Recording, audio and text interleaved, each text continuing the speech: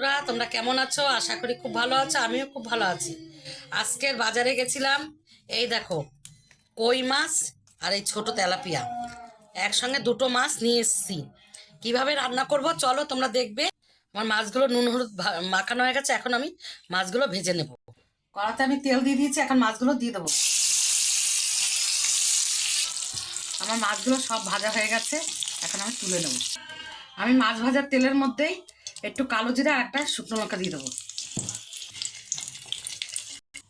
আমি মাছে এই যে আলু কেটে রেখেছি লম্বা লম্বা করে, এরকম করে ভেজে নেব। ভালো করে ভেজে নেব আলুটা।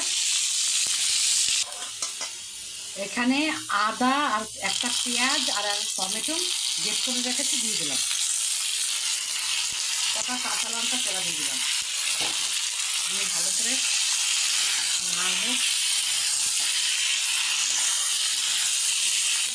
এখানে সামান্য একটু লঙ্কার গুঁড়ো আর হলুদ লবণ দিয়ে দেবো, দিয়ে ভালো করে কষিয়ে নেব।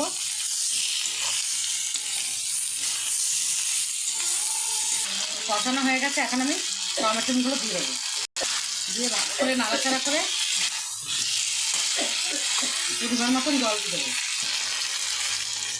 পরিমাণ মতন জল দিয়ে দেবো। এখন আমি চাপা ঢাকা দিয়ে দেবো। এখন কটা মটরশুঁটি দিয়ে দেবো। আমি এখানে একটা মশলা ভেজে রেখেছি, জিরা ধনে আর শুকনো লঙ্কা, এটা গুঁড়ো করে রেখেছি, এখন দিয়ে দেবো। নাড়াচাড়া করে নেব। এখন আমি মাছগুলো দিয়ে দেবো। আর মাছের ঝোলটা হয়ে গেছে, খুব সুন্দর একটা কালার এসছে। আমি এখন নামিয়ে দেবো।